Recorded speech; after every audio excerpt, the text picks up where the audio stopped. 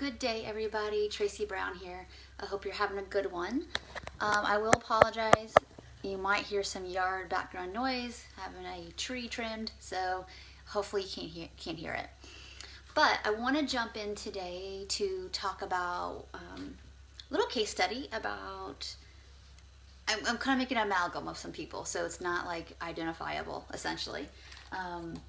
So this combo of client I'm going to talk about today is a person who's got some desire to be more physically fit, and they once were quite physically fit. In fact, they were actually quite a compulsive exerciser in the past to try to lose weight, and so they had some health concerns and some pain issues that have kind of prevented them from moving because movement has been really painful. But the issue is that we've both established together that movement kind of pushing past some of this pain and we've made a plan of how to slowly increment getting through some of that pain, some of the pain management things we could do that I can ethically help them with in terms of heat and ice and some baths and some warm compresses and making sure they're taking the fish oil and things like that. And so, doing what we can. They've been to PT, they've been to other things. I give us some other resources as well for, some touch work and some fascial work and that kind of stuff to help. So, there's all that. And so we were talking about they were like, okay, I want to do this. I'm kind of all ready. And I know they're going to have to work through a little bit of pain. It's just like if I had asthma, and for people who have exercise-induced asthma, sometimes the only thing you really can do is kind of do a little bit more intense every time you go, just so you can kind of push through and open up some of those airways. It's a little bit similar in this amalgam of a couple people situations. Like, it will get better. This isn't a situation of a chronic pain thing that doesn't seem like at this point there's going to be a total elimination of it. So this person's going to have probably some, but a lot of it could be better with more movement. So anyway, we're working through that, and as we start talking, what you're going to find is people start hitting up against the little sore spots and the knots of where there has been the hesitance. So at first it was like avoidance of pain, which is totally natural and normal, and we're normalizing that and working through. And another layer is going to be around fear of success. And so I want you to start kind of looking for that, because when you start to make a plan and people actually, they feel some relief, and then there's another part that feels kind of scared, you want to go there and be like, well, what would happen if you got more better? If you had a little bit more fitness, who would you be and what would happen? And immediately the scene shifts, and it's, oh, if I get better, then I don't have an excuse. An excuse for what? My weight being the way it is.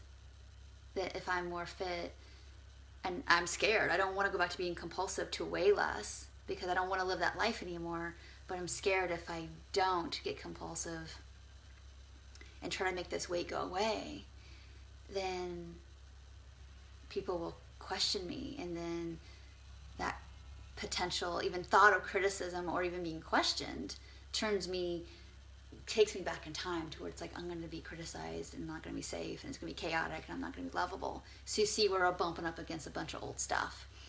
And so, as dietitians, we're not going to unpack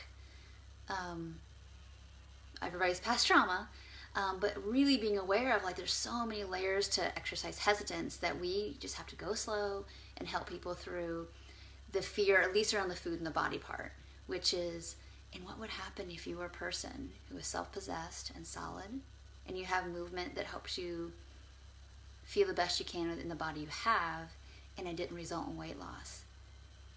From your adult perspective, then what? And then in this case, it bumped into then who will I be? Who will I be? Because this person, this amalgam I'm putting together for y'all to kind of start to think through is, I don't really really know who I am or who I'd be or what I want to do or anything. And I was like, well, what have other people said about you that not about your body, not even about what you do, but who you are? Who do you know you are? And there's a level of like, oh, if I ask that question, I'm so petrified that there'll be nothing there for me. There'll be nothing to reach for. So you see how deep and nuanced all this is. So it's really important when you start digging in to not just give advice, to not just assume that when you're helping them like make SMART goals or whatever, that all parts of them are on board to do it. You know, that's where failure gets set up. So it's more important to like take your time to get to someone, like just put all this out in the open. So, and when they say, well, what do I do with all this? Well, what would you like to do with this? Is there one piece of this that you feel like that means something to you, to be able to not use it, to not move? You know, that fear, that shame, that whatever. And I'm working with her with her therapist, and what we're all working on together, we kind of all did a thing here together, is she needs to get some feedback. Like I actually had her, from my end, make a list of all the food she knows she loves, what she knows that, all the food groups. What's your favorite fruit? What's your favorite this?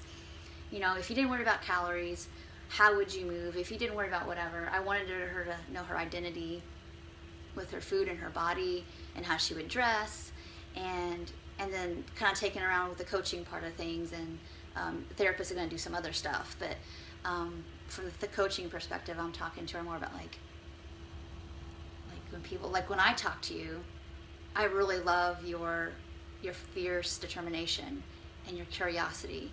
And so here's the noise, guys. I'm going to hang up here in a second. But, you know, I want you to start making a list and gathering some information about who you are. Because we need something to hold on to in those moments when we get scared and we don't want to maybe do the things that would help your body feel better. We need something to hang on to, because you're going to hear that old, like, oh, if I get better and if I don't get thinner because of this, then my choices are to either everybody criticizes me or I be compulsive. And I'm like, well, actually, in 2019, there's something else we can do.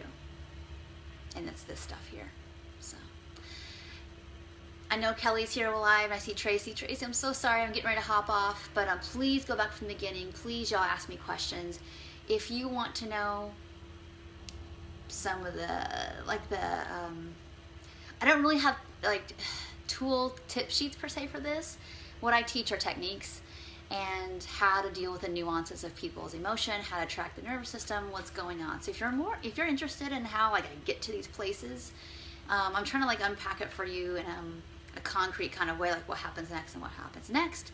But I know that this video would be an hour long if I dissected it even more, which I would be happy to do, but you know, I don't know if y'all have an hour to listen. So anyway, if you're interested in that, then please contact me. I'd be happy to set up a time to talk about like how I do some of these kind of things, because I'm not trying to keep it a secret. It's just that it's for people who are like, I really want to go to the next step and get really deep in this work and help people who have been struggling with. This woman's been struggling. This amalgam of a person I put together has been struggling for decades and decades with exercise compulsion, and has switched to like hesitance, and it's been like that for a couple years and hasn't been able to get going, and she's been doing other things to try to get it going and searching, and so I want us to be their stop, where it's like, oh, there's something here for me that like I can grab onto and that I can be competent with. So if you're interested in some of those skills, please message me and we'll talk more about it. But I would love to hear comments about this video. These sessions are so fun to do, to be able to help people really deeply unpack like all the layers of what's holding them back from moving their bodies in a way that helps them have more functionality and mobility. And it seems like it was just the surface thing. Oh, it's painful to move, that's why I'm not doing it. That's true. But she also had a lot of courage, and she was willing to push through that, but she was hitting something on the other side of that willingness to push through some of the physical discomfort to get to some more, mobility. And because she knew that, like, if I just kind of push past these first 10 minutes, I'm going to feel better, but I get really stuck at getting going. And so she needed some help with the clarity, and this is what we did on that day. So I would love, if you have a question, please tag me, and I can answer some questions about some other nuances of this case study. So thank you all so much for watching. If you felt like this was valuable information, please let your friends and colleagues know who are coaches, dietitians, whatever, so they get the benefit of these case studies as well. So thank you all so much, and I will talk to you in the next video. Take care.